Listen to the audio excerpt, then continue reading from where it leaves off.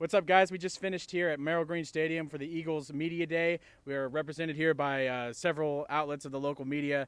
I guess the first thing is we had lots of kids here. It was a lot of fun. What was some of the funniest moments, funniest teams, funniest players from today? I have two choices. One was Brian Darby putting horns down in the team picture.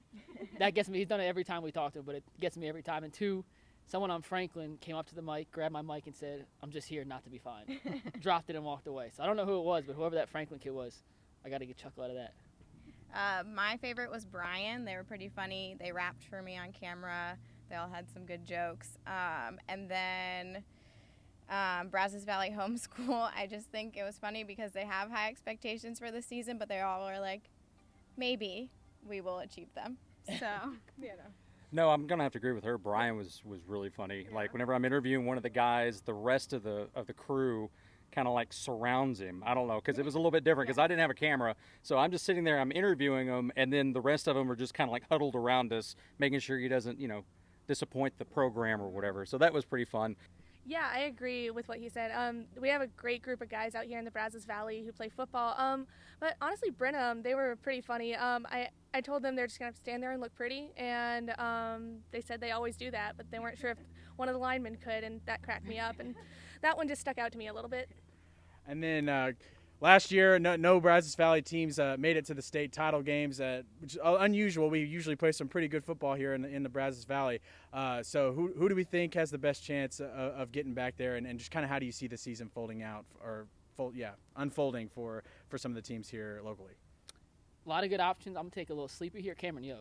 Nico Vargas is a monster.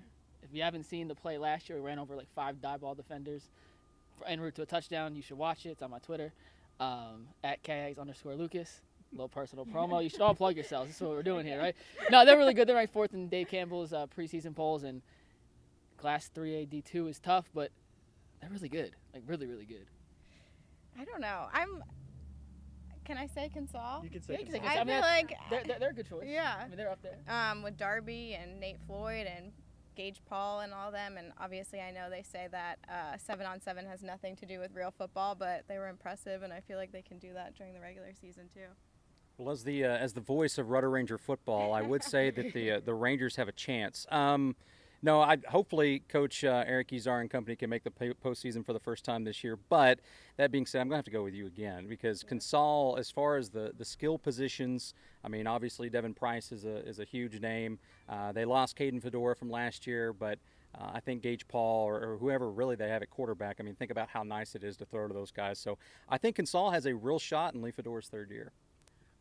Obviously, I think Consol's got a legit shot, just like everyone else here. They are incredible athletes. But honestly, like Mike, I have a bit of a sleeper choice. I like Hearn a lot. Like, I like what I've seen from them in 7-on-7 last year. They have a lot of really athletic kids. They got most of their core back, and they can get out of the early rounds. I really like their chances. As for me, I think it's a combination of the ones that we've heard today, and then I'd like to also kind of throw Rockdale in there. Yeah. They've got a lot of good skill position players as well, and Cameron Valdez, all sorts of offers, and he's kind of an up-and-comer as well, and I think Kayshawn Raven as well. So, I think we've got a good season of football ahead of us. Thank you all for being here. We really appreciate it. I think it works out well for the kids, the teams, and all of us. So thank you. Jeff. Thank you for organizing Jeff. and having us here. Well, that's signing out of here. We got 7th annual Eagle Media Day next year.